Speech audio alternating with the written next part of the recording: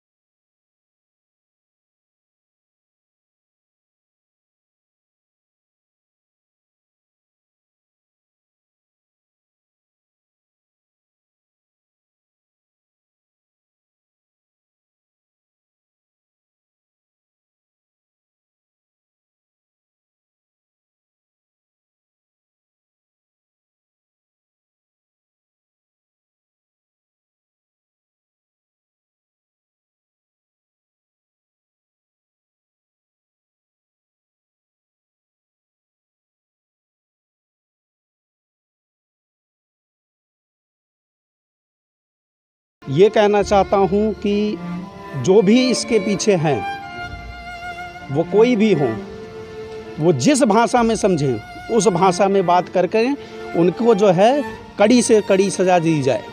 मैं यही उत्तर प्रदेश सरकार, माननीय श्री नरेंद्र मोदी जी व हमारे यशस्वी मुख्यमंत्री श्री योगी आदित्यनाथ जी को एक पत्र हम लोगों ने सौंप दिया है, और आगे भी ज़रूरत पड़ी तो हम लोग सौंपेंगे। माननीय मुख्यमंत्री जी से सविनय निवेदन है हम सभी भाइयों का कि जो है इस पे कड़ा से कड़ा एक्शन लें। धन्यवाद जी। महाराज जी के आने से यहाँ बहुत शांति हुआ जी। गांव देश बहुत शांति में था जी। लेकिन जो घटना घटा जी। वो से गांव में हमारा जो है बहुत दुखित था। महाराज जी का यहाँ आश्रम रहना अनिवार्य है। महाराज जी हमारे यहाँ से नहीं जाए। घटना हुई है, निंदनीय घटना हुई है जी। अगर किसी को विरोध दर्ज कराना था तो वो सामने से आकर के विरोध दर्ज कराता जी। लेकिन ये जो घटना घटी है ये बहुत ही निंदनीय है जी। और महाराज जी यहाँ मंदिर का निर्माण करने आए हैं जी। ये हम लोगों से कहे कि मंदिर का निर्माण हम करना चाहते हैं। हम लोगों ने कहा कि महाराज जी आप पूरा समर्थन है, आप मंदिर का निर्माण करिए और यहाँ का विकास जी। देखिए, गाँव वालों की तो बात हम नहीं कर सकते हैं, लेकिन पर्सनल हमारे तरफ से पूरा सहयोग रहेगा। महाराज अगर गांव वालों के लिए ये ऐसा होता नहीं, इतनी निंदनीय घटना घटती नहीं जी। ये बहुत ही मतलब घृणित कार्य है, इसकी जितनी ही निंदा की जाए कम है। जी। दशरथ सिंह है जी। जर्मन सिंह के नाम से लोग जानते हैं जी। मैं धौरहरा का ही निवासी हूँ जी। यहाँ से कम 500 मीटर 600 मीटर हमारा गांव में घर है जी। मैं भदोही कांग्रेस महासचिव जी। इस घटना को लेके सिर्फ इतना ही कहना है कि जो लोगों ने एक घृणित कार्य किया है उनको भगवान सजा अवश्य देंगे बहुत जल्द ही जी। और यह एक हत्या के प्रयास से आग लगाई गई है, अपने से आग नहीं लगी। यहाँ पे रखा हुआ है, कपड़े में लपेट के मिट्टी के तेल डाल के आग लगाया गया है, बाहर से गेट बंद किया गया है जी।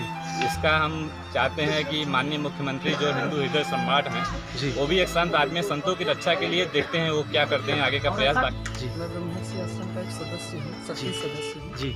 कल रात भोर में स्वामी जी ने हमको करीब 2:30 बजे फ़ोन किया, बोला कि अनुराग आप थोड़ा जल्दी आ जाओ आश्रम में। जी। आश्रम सब जलकर खाक हो गई है, हमारी दोनों गाड़ी जलकर खाक हो गई। जी। हम बड़े अंदर से बड़े हमको वो बड़ा अजीब लगा कि बताइए इतना अच्छा स्वामी जी इस धरोहरा वालों के लिए, इस पूरे दुनिया वालों के लिए कर रहे हैं कि आश्रम का विकास हो। और इसी में फिर हम चले आए जल्दी में आए तो देखिए वहाँ पे कुछ जल रहा था पूरा, मतलब कि धुआं सुलग रहा था, सब तो जलकर खाक ही हो गया था। तो आए फिर स्वामी जी बहुत अंदर से बहुत दुखी हुए, तो एकदम बोले कि आज मैं लूट गया। पूरा माई जी काहे के गुस्सा हो गई है, क्या बात है जी। ऐसा है।